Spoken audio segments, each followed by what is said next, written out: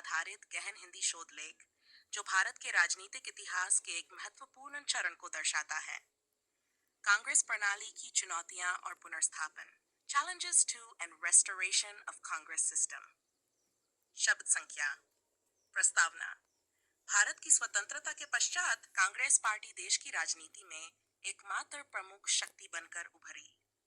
इसे कांग्रेस प्रणाली कहा गया, एक ऐसी राजनीतिक व्यवस्था जिसमें कांग्रेस न केवल सत्ता में थी बल्कि वह भारतीय लोकतंत्र का केंद्र बिंदु भी थी। किंतु 1967 के बाद से कांग्रेस प्रणाली को अनेक चुनौतियां मिली और 1977 में इंदिरा गांधी की पराजय ने इसे लगभग समाप्त कर दिया। परंतु 1980 में कांग्रेस की वापसी हुई और इस प्रणाली का आंशिक पुनर्स्थापन हुआ। वर्ण। कांग्रेस प्रणाली क्या थी? कांग्रेस प्रणाली का अर्थ था भारत की राजनीति में कांग्रेस पार्टी का वर्चस्व, जिसका कोई ठोस विपक्ष नहीं था। यह प्रणाली 1947 से लेकर 1967 तक चली, जब तक कि पहली बार कांग्रेस कई राज्यों में चुनाव हार गई। नेहरू युग में कांग्रेस का विचारधारात्मक विविधता, नेतृत्व का विस्तार और क्षेत्रीय प्रतिनिधित्व प्रमुख विशेषताएं थीं। कांग्रेस प्रणाली को मिली प्रमुख चुनौतियां। 1967 के आम चुनाव एक टर्निंग पॉइंट। पहली बार कांग्रेस को केंद्र और कई राज्यों में जबरदस्त झटका लगा। 8 राज्यों में कांग्रेस की सरकारें हार गई, जैसे कि उत्तर प्रदेश, बिहार, पंजाब, तमिलनाडु आदि। गैर कांग्रेसी दलों ने संयुक्त विधायक दल एसवीडी बनाकर गठबंधन सरकारें बनाई। आंतरिक असंतोष और विभाजन। कांग्रेस के भीतर नेतृत्व को लेकर मतभेद उभरने लगे। इंदिरा गांधी बनाम सिंडिकेट, पुराने वरिष्ठ नेता। 1969 में राष्ट्रपति चुनाव को लेकर विवाद हुआ और अंततः कांग्रेस विभाजित हो गई। कांग्रेस ओ, संगठन के पुराने नेता। कांग्रेस आई, इंदिरा गांधी के नेतृत्व में नया धरा। ई, नीतिगत बदलाव और समाजवादी रुख।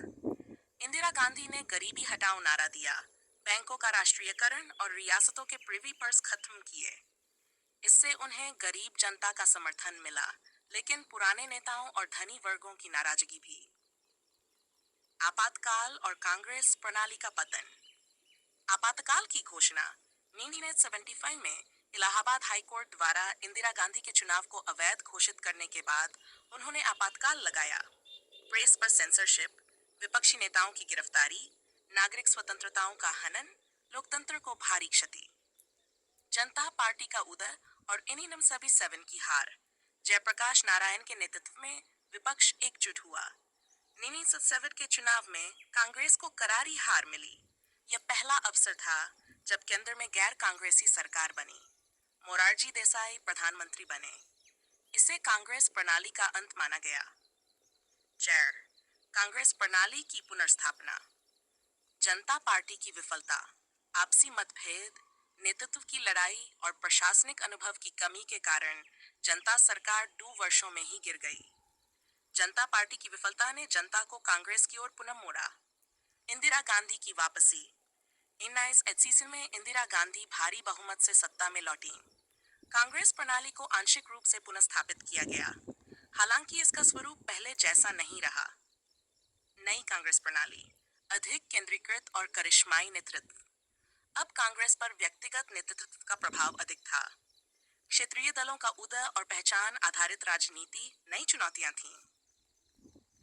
बाय, कांग्रेस प्रणाली की विशेषताएं। विशेषता, विवरण, सत्ता में निरंतरता। कांग्रेस लगातार 1967 तक केंद्र में सत्तारूढ़ रही। विपक्ष की कमजोरी, कोई मजबूत वैकल्पिक दल नहीं था। सर्वसमान, सभी वर्गों, जातियों और विचारों को कांग्रेस में स्थान। वैचारिक लचीलापन, कभी समाजवाद, कभी उदारवाद, नीति में लचीलापन। कांग्रेस प्रणाली के समापन और पुनर्स्थापन के प्रभाव। सकारात्मक प्रभाव, लोकतंत्र के भीतर सत्ता परिवर्तन संभव हुआ। जनता पार्टी की सरकार इसका उदाहरण बनी।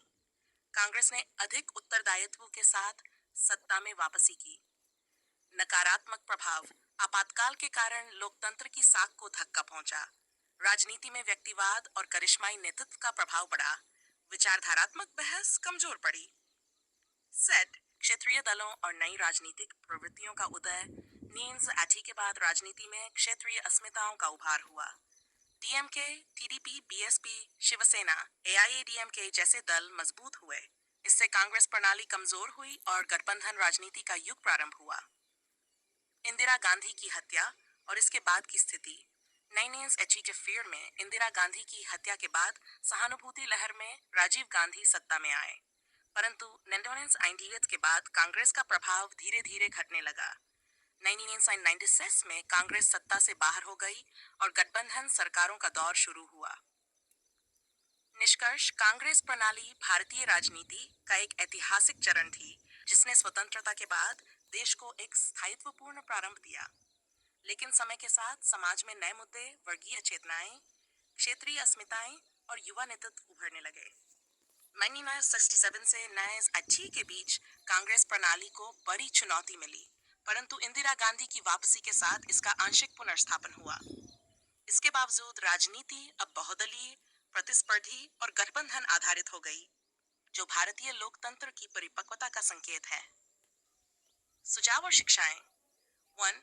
लोकतंत्र में सत्ता परिवर्तन आवश्यक है। यह प्रणाली को स्वस्थ बनाए रखता है। डी. व्यक्तिवाद से हटकर विचारधारा आधारित राजनीति को बढ़ावा देना चाहिए। संस्थाओं की स्वतंत्रता, न्यायपालिका, प्रेस, चुनाव आयोग लोकतंत्र के लिए अपरिहार्य है। सास, बहुदलीय व्यवस्था और क्षेत्रीय दलों को स्वीकार करके समावेशी राजनीति को बढ़ावा दिया जाना चाहिए।